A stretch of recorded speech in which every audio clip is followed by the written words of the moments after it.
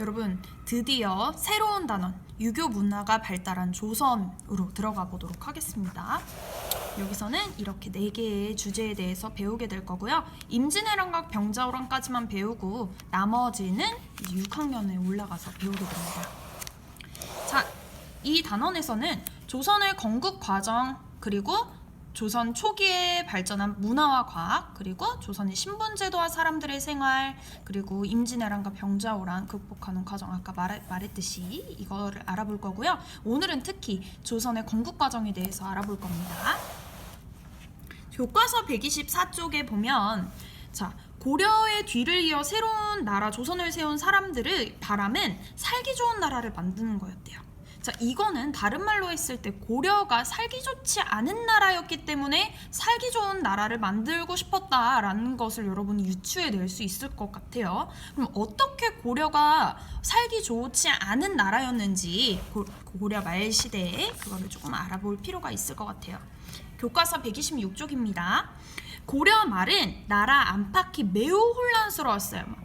쳐들어오는 사람도 있고 또 고인물이 굉장히 썩듯이 정치 지배층이 굉장히 약간 고인물과 같은 이치로 이렇게 바람직하지 못한 모습을 보여주었다는 거죠. 그래서 두 세력이 생기게 돼요. 첫 번째는 성리학을 공부하여 정치를 개혁하고자 하는 이제 공부를 하는 사람들인 신진사대부들, 성리학을 공부했던 거예요. 또 홍건적 그리고 왜구를 물리치는 과정에서 새로운 무인들이 등장하게 된다는 겁니다. 그래서 성리학을 공부했던 사람들을 신진사대부, 또 새롭게 등장한 무인들을 우리는 신흥무인이라고 하고요. 반드시 신진사대부와 신흥무인은 여러분이 단어를 기억해 둬야 됩니다. 홍건적은 그냥 홍건적의 난으로 여러분이 많이 나중에 배우게 될 텐데, 원해반대에서 일어난 중국의 한족 반란군, 이 정도로만 그냥 알아두면 될 것 같습니다. 그러면 우리가 방금 전에 고려말 매우 혼란스러웠기 때문에 2개의 세력이 생겼다 그랬어요. 첫 번째 신진사대부, 두 번째 신흥무인 세력이었는데 이 두 세력에 대해서 조금 더 알아보도록 하겠습니다.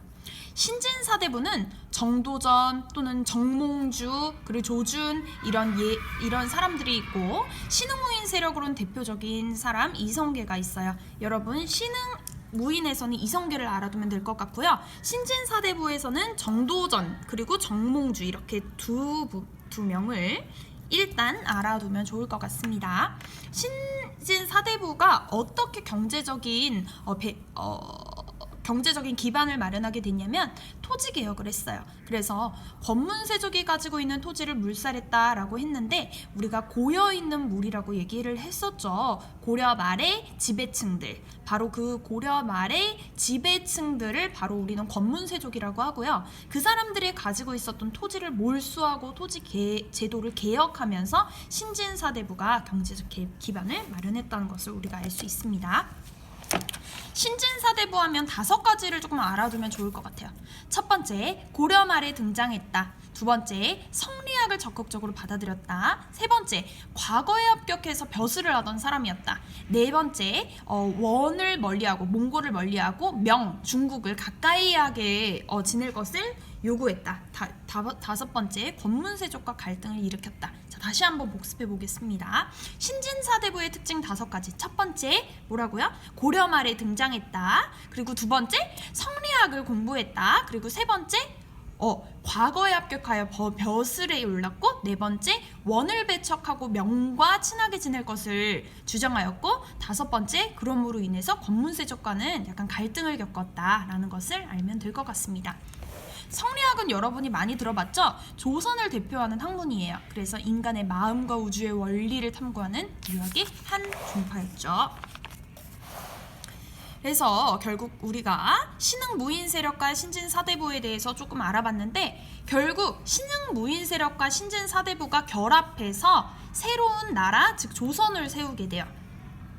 근데 신진사대부에도 두 가지 세력이 있었는데 첫 번째는 고려를 유지하면서 개혁을 해야 된다는 그런 주장을 하는 사람들이었고요. 다른 한쪽은 새로운 왕조를 아예 세워야 된다는 사람들이었어요. 고려를 유지하면서 개혁해야 된다는 거는 종몽주가 대표적인 사람이고 새로운 왕조를 만들어야 된다고 했던 사람은 정도전이 대표적이에요. 결국 그 신진사대부 중에서 정도전과 그리고 신흥무인 세력에서는 이성계가 있다 그랬었죠. 그 이성계랑 정도전이랑 손을 잡고 정몽주를 죽이게 돼요. 정몽주를 죽이고 그 다음 새로운 왕조를 만들게 되는데 그 과정을 우리가 위화도 회군이라고 하거든요. 그래서 위화도 회군이라고 하면 여러분이 당연히 알아둬야 되고요. 자, 위화도 그러니까 중국 요동을 정발하기 위해서 가다가 위화도에서 군대를 돌려버리고 아예 정변을 일으키는 거예요. 그리고 권력을 잡게 돼요. 그래서 사람을 보내서 아예 선주교에서 이성계의 아들인 이방원이 정몽주를 죽여버립니다. 그리고 그러면 고려 유지하고 개혁하자라고 했던 세력이 약간 힘을 잃게 되겠죠? 그 틈을 타서 정도전과 이렇게 이성계가 손을 잡고 새로운 왕조를 세웠다. 바로 그것이 조선이다. 조선 건국은 1392년이고요. 이 연도는 여러분이 기억을 해놓는 게 좋습니다. 그리고 조선의 뜻은 고조선을 개상한다는 뜻이었다라는 것을 알면 될 것 같습니다. 제가 정리를 조금 해봤어요. 고려 말에는 정리입니다. 고려 말에는 권문세족이라는 아주 고인물, 즉 아주 썩을 대로 썩은 정치 세력이 있었어요. 이 과정에서 두 가지 새로운 세력들이 등장하게 되는데 신진사대부와 신흥무인이 바로 그 세력입니다. 신진사대부는 고려를 유지하면서 개혁을 해야 된다. 그리고 고려를 없앤 상태로 아예 새로운 개혁을 해야 된다라고 주장을 하는 사람으로 나뉘었고요. 결국 나중에는 신흥무인 세력과 고려를 없애고 아예 새로운 나라를 세워야 된다라고 했던 사람들끼리 손을 잡아서 위화도 회군을 통해서 아예 정변을 일으켜서 새로운 나라를 건국하게 된다라는 것을 여러분이 큰 틀로 알고 세세한 것들은 앞에서 설명한 부분을 꼭 여러분이 기억을 해주면 좋을 것 같습니다. 이상입니다.